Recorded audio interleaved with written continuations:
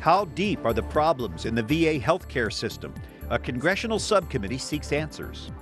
Bishops celebrate Mass, then take their push for immigration reform to Capitol Hill. We have reaction tonight to the rich legacy of author, poet, and activist Maya Angelou.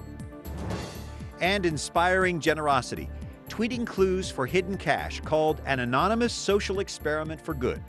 Those stories and more on EWTN News Nightly for Thursday, May 29th, 2014.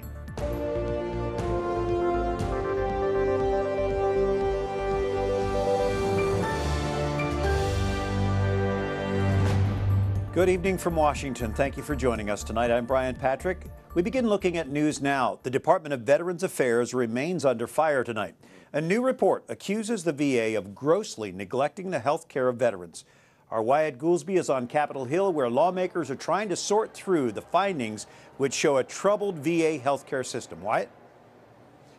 Yeah, Brian, it has been a busy 24 hours here on Capitol Hill. Lawmakers have been listening to testimony from veterans and grilling VA officials. Now, an internal VA watchdog has said there's been misconduct going on at facilities across the country. One example is a Phoenix area hospital where healthcare officials there are accused of essentially covering up wait time lists for thousands of vets, and that means that they've lost out on treatment that they've needed now for years. The accusations against the VA are mounting here in Washington. Today, House members heard from two blind veterans who criticized their care. In the case of Iraq Army veteran Travis Fugate, he says a doctor at a VA facility dismissed recommendations for surgery that could have kept him from going completely blind after his eyes were damaged in a roadside bomb. Told him that numerous times, and after probably the third time, he said that it was better for us to wait until an issue occurred. It's another example of what some are calling systemic problems in the wider VA system. Last night, House members grilled VA officials over a recent report in which their inspector general says wait time schemes have put thousands of veterans at risk. It does not surprise me what they reported. We had shared that information with the IG. So nothing in there was a surprise then? I think we had not looked at the numbers of patients that were on those lists. That was a surprise. But everything else we had identified during the course of our visit. The report found the Phoenix healthcare system had kept about 1,700 waiting vets off an official wait list. Some had to wait 5 times longer to see a doctor than the hospital system had reported. In the past 2 days, some lawmakers have called for criminal probes and for VA Secretary Eric Shinseki to resign. It's time for Secretary Shinseki to step down. And if Secretary Shinseki does not step down voluntarily, then I call on the President of the United States to relieve him of his duties, to fire him. Now, this investigation is far from over. Investigators say they're still looking into 42 different facilities nationwide. They also say they've brought in the U.S. Justice Department, at least in cases so far where it looks like there is evidence of criminal violations. Brian? All right, thank you, Wyatt, from the Capitol tonight. Now, some of the other stories our EWTN News Nightly team has been covering in today's world. U.S. bishops took their case for immigration reform to Speaker of the House John Boehner today. Congress doesn't have much time to work on the issue with the August recess quickly approaching. Our Jason Calvi spoke with the bishops and joins us now with his report. Jason? Hey, Brian, before the U.S. bishops lobbied Congress, they took their appeal to God, praying for immigration reform here on Capitol Hill. Miami's Archbishop Thomas Wensky and 5 other bishops offer Mass today. They prayed that elected officials would reform immigration policy. The system is broken. Let's fix it. Archbishop Wensky compared those in the U.S. illegally to lawbreakers like civil rights activist Rosa Parks. The bishops are urging the House to approve the bill already passed by the Senate last June. That bill would set aside billions of dollars for border security. It also would give a pathway to citizenship to people living in this country illegally.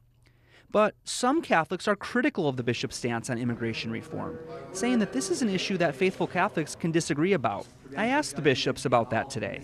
The moral argument is made by the gospel. I was a stranger and you visited me. It's important that the church also listen to those who are struggling with this issue and be able to be with them, to encourage them. And from here, the bishops headed to Congress to meet with Speaker John Boehner and other representatives. I won't give up. It's possible the president could issue an executive order on immigration reform. Today, his chief of staff was in attendance at Mass. The U.S. Bishops' Committee on Migration is urging the White House, urging President Obama not to issue an executive order until after the August congressional recess. I was told that they believe that if the president issues that order now, it could put any bill on hold in the House. Brian? All right, Jason Calvi at St. Peter's Parish here in Washington, D.C. Israeli President Shimon Peres and Palestinian President Mahmoud Abbas will join Pope Francis to pray at the Vatican on Pentecost Sunday, June 8th. The Vatican just released that date today. The Pope suggested the meeting on his recent trip to the Holy Land. Both leaders immediately agreed. Pope Francis says the Vatican isn't seeking to jumpstart peace talks. He just wants to bring these men together to pray. The latest round of U.S. brokered peace negotiations collapsed in April. The Holy Father is due to celebrate Mass that Pentecost Sunday morning in St. Peter's Basilica. Of course, the feast celebrates the descent of the Holy Spirit on the apostles. Also, the Archbishop of Canterbury will meet with the Pope in Rome next month. We're told that they'll discuss the joint modern slavery and human trafficking initiative the two launched in March. That's when a group of religious leaders signed a joint declaration inaugurating the GFN, the Global Freedom Network. During his stay in Rome, Archbishop Justin Welby will visit the Anglican Center there. He'll also witness the launching of a new website for the International Anglican Roman Catholic Commission on Unity and Mission. Well, tensions are rising in the capital of Central African Republic a day after Muslim rebels attacked Christians taking shelter at a Catholic church. That attack yesterday left scores dead and prompted fears of reprisal attacks. Residents say young people later destroyed a nearby mosque in retaliation. Violence erupted in this country this past December. Most of the violence this year has been Christian militia fighters targeting Muslim civilians. Nigeria's president is vowing to bring back the schoolgirls taken by Boko Haram from his country. I assure you that Nigeria will be safe again and that these thugs will be driven away. President Goodluck Jonathan also says the protection of lives is non-negotiable. He vowed to wage, quote, total war against terrorism. The schoolgirls were taken April 15th by the terrorist group. The Nigerian president offers no details on efforts to get them back safely. Russia is calling on the West to use its influence with Ukraine's government to end Kiev's military action against separatist rebels. Rebels today shot down a government military helicopter amid heavy fighting around Slavyansk. At least 12 soldiers, including a general, were killed in the portable missile attack on the chopper. Russia is denouncing Ukraine's use of aircraft and artillery against the rebels. Russian leaders say the Ukrainian government should instead engage in a, quote, real political dialogue. Egyptians are reacting today to Abdel Fattah al-Sisi's victory in the country's presidential election. Some are rejoicing, others are critical. It will be very rough for him in terms of meeting high expectations. The man won was nearly 93% of the votes, which is really a mandate, and people expect him to do miracles. Al-Sisi's win is not a surprise. For the past 10 months, Egypt's government and the media in Egypt have portrayed him as being tough on terrorism. Human rights activists took to the streets of Pakistan's capital today protesting the killing of a pregnant woman. Farzana Parveen was stoned to death by her own family for marrying a man against their wishes. We are here to express our outrage. We are shocked. We are devastated. Parveen's father confessed to the killing and has been arrested. The killing has been described as an attack on the daughter as an honor killing, and that refers, of course, in a conservative society to murdering a woman for sexual sins. Back here in the States, West Point graduates say they're prepared for the future outlined by President Barack Obama at their graduation ceremony yesterday. The president told the cadets they were the first graduating class since 9/11 that may not go to Iraq or Afghanistan. He called for restraint before embarking on what he terms more military adventures. The graduates say they're ready to go whatever lies ahead. We're really looking forward to getting out there and serving to leading soldiers, and that's what it's all about. At the end of the day, we're soldiers. We'll follow the president as commander-in-chief, and we'll follow the foreign policy. The new officers have graduated at a time when the Army is downsizing. The numbers will drop from 570,000 during the peak war years to 450,000 by 2017. The Heritage Foundation's Daniel Kochis joins us tonight for some foreign policy analysis. Daniel, some critics say that the president doesn't have a foreign policy. What's your take? I think the president does have a foreign policy. The problem is that the foreign policy is haphazard, confused, and weak. He said in his speech at West Point that the United States is actually in the strongest position that it's ever been in the world. But I don't think that's true. I think when you look across the globe, some of the discussions that you just had a minute ago, in every region of the world, the U.S. is actually in a weaker position than we were before he started office. Well, since his term in office began, he can claim that Osama bin Laden has been stopped. The war in Iraq is over, soon to be over in Afghanistan. How do you argue with that? Can he take credit for those things? The problem is, first of all, in Iraq, you actually see that al-Qaeda is resurgent. So al-Qaeda now controls the cities of Ramadi and Fallujah. Well, 1/3 of U.S. combat deaths actually were in those districts, and now those districts have the al-Qaeda flag flying over them. And now what he's doing is he's doubling down on the same mistake in Afghanistan. So setting a timetable saying the U.S. is going to be out of Afghanistan by 2016, is going to allow the Taliban to retake the country potentially and then have this sort of resurgence. And so this is this sort of doubling down on weakness and claiming that it's victory. Now, he emphasizes restraint. Some say he's too cautious. How do you think world powers see us now, weak or strong? I think we're seeing as weak across the world. I think you see in the recent Pew poll that actually U.S. Views on the world of U.S. foreign policy have actually gone down precipitously since he started office. The president likes to put in place sort of these strawman arguments. Either you're going to go to war everywhere or you're a complete isolationist, and he's right down the middle. But that's not actually how the world works. You actually had the Washington Post editorial board last month say the president runs his foreign policy based off of how he thinks the world should act, not the way that the world is in reality. And I think that that's pretty true. How does the world work, Daniel, and how should a president conduct his foreign policy, in your mind? Sure. So the world is a complex place. There's many problems out there, but the U.S. has to be that key pivotal player to keep stability in the world. And so one of the things that the president has done wrong is he's slashed the military significantly. He's disengaged in Europe. For instance, we've seen Vladimir Putin become very aggressive in Ukraine, taking the Crimea region of Ukraine. And this is, again, an after effect of the U.S. disengagement from Europe, where we pulled 10,000 combat troops out since the beginning of the president's term. All right. The take from the Heritage Foundation, Daniel Kochis, thanks for joining us. Thank you very much.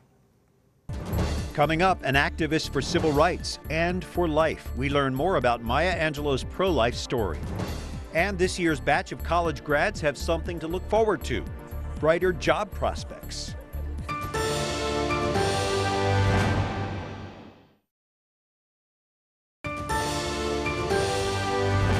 Thanks for joining us for EWTN News Nightly on this Thursday, May 29th. I'm Brian Patrick. She was a talented author and a renowned poet, but Maya Angelou was so much more. Many Americans remember her as the phenomenal woman she wrote about in her famous poem. A powerful voice for women and minorities. The childhood victim of rape wrote a million-selling memoir, befriended Malcolm X, Nelson Mandela, and Reverend Martin Luther King Jr. She performed on stages around the world and taught American Studies at Wake Forest University since 1982.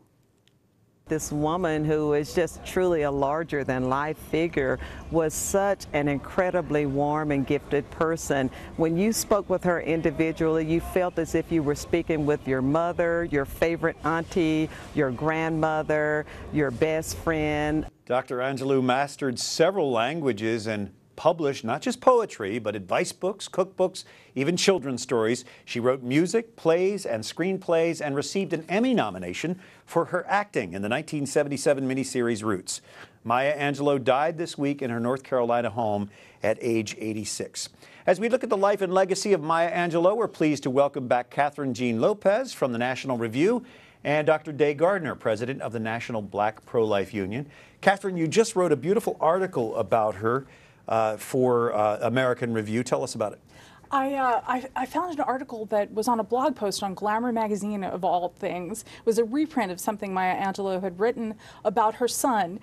She got pregnant when she was 16, and the boy didn't want to have anything to do with the child, but she had courage, and she talked a lot in her later life about courage, and she lived it early. And let's look at her words, actually. We're quoting from the article that you quoted from. She said, "I am telling you, it's the best decision I ever made was keeping that baby." And she goes on to say, "I can't imagine my life without him." And I love this. He once was asked what it was like growing up in Maya Angelou's shadow, and he said, "I always thought I was in her light." And that really speaks to her career. She was such a light, and she was so awed by the fact that God loved her that she tried to see other people through his eyes. This pro-life aspect of her, it's surprising that we don't hear much about that, Dr. Gardner. You know, I fear that that's probably the case with many people who are pro-life and they're in the public's eye. A lot of people aren't very open about that.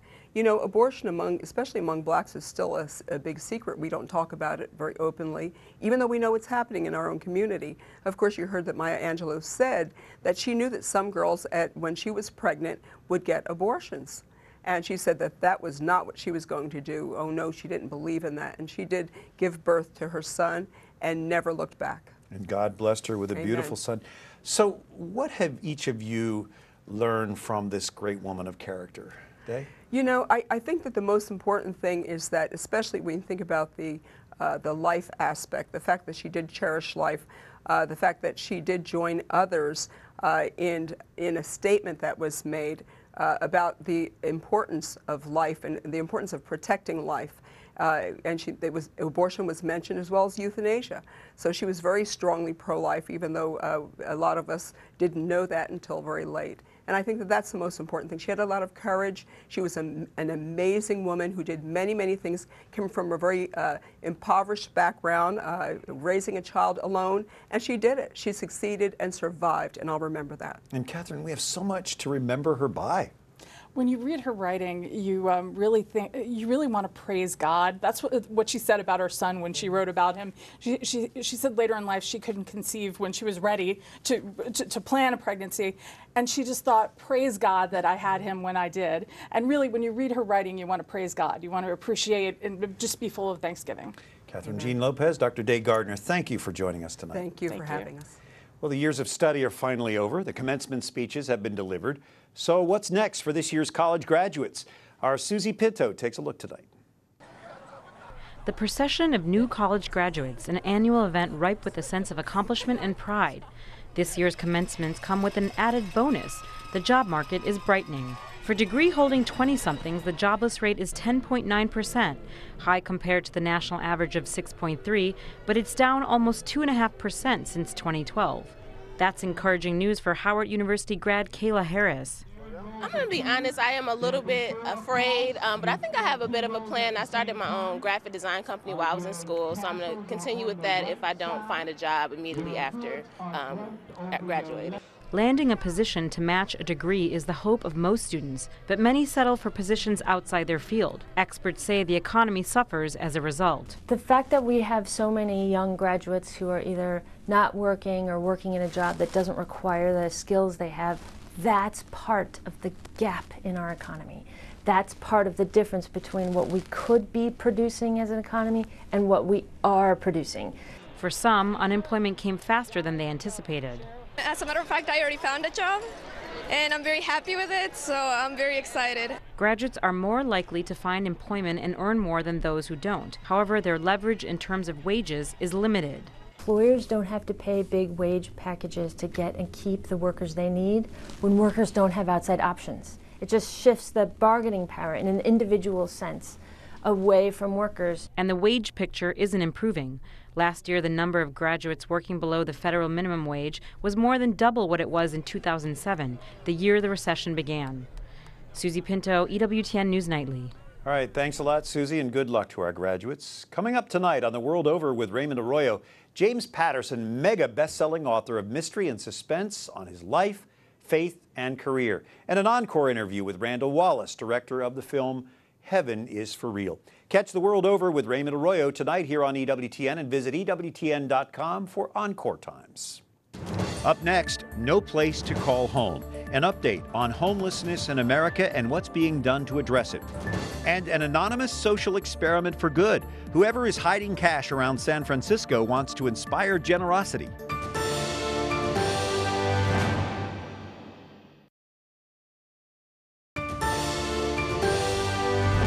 Thanks for joining us for EWTN News Nightly. I'm Brian Patrick.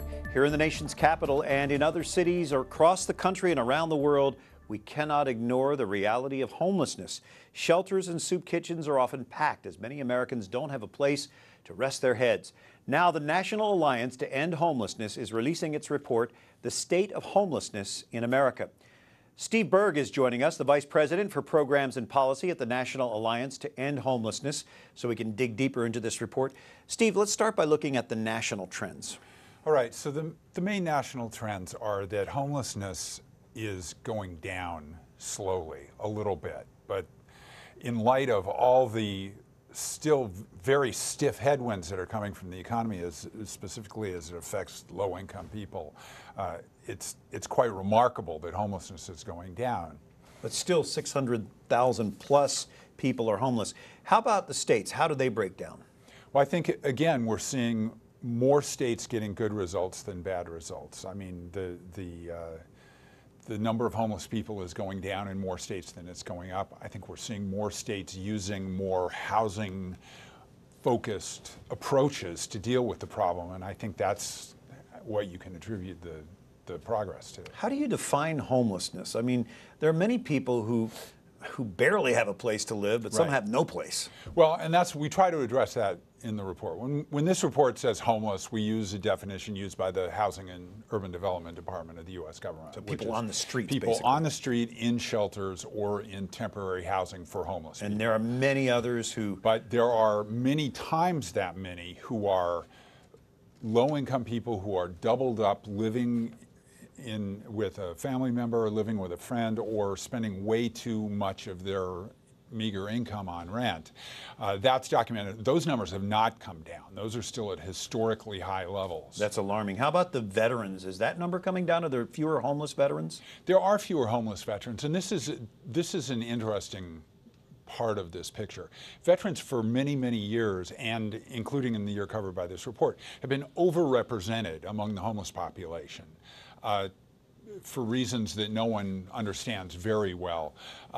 We are seeing now from the federal government, from the Congress, from the U.S. Department of Veterans Affairs, some pretty substantial new efforts to put money on the table to expand the range of program options and to really push their people to say, we need to really reduce the number of homeless veterans. That is encouraging. So we are hopeful about what will happen in the future. Are you hopeful for the overall picture? Is this a war that can be won? You know, I'm always hopeful. I wouldn't work for an organization called the National Alliance to End Homelessness if I didn't have an optimistic view of this. But we're really, it really very much is right on the line. I mean, when you look at some of these larger economic factors and how it's affecting the lowest income people in the country, things could very easily slip backward if we don't continue with the kind of investments that have led to some of this limited progress. Well, Steve Berg with the National Alliance to End Homelessness, thank you for joining us, and we'll have you back. Great, thanks for having me. On the lighter side, finally tonight, a modern-day treasure hunt with a positive twist. An anonymous person going by the Twitter handle @HiddenCash is leaving money in and around San Francisco. I found it right on this parking meter, taped to it. @HiddenCash gives clues to the money's location in a series of tweets. And the first to find the envelope gets to keep the money. There was $60 in 20s and then about 4 just $2 bills. According to @HiddenCash's bio, this is an anonymous social experiment for good. The person behind it apparently looking to pay it forward and inspire generosity. And it seems to be working. Giving it out to people on the street, I don't know. But definitely not going to use it for myself. @HiddenCash's only demand that those who find the money send along a picture. It would be very interesting to know how much of that money is being given to others, paying it forward. Well, that's all for us tonight. We're now on 5 nights a week, so catch us tomorrow night. Meanwhile, like us on Facebook, follow us on Twitter. Catch us again anytime you like on EWTN's YouTube page. For all of us here at EWTN News Nightly, I'm Brian Patrick. Thank you for watching tonight. Good night and God bless you.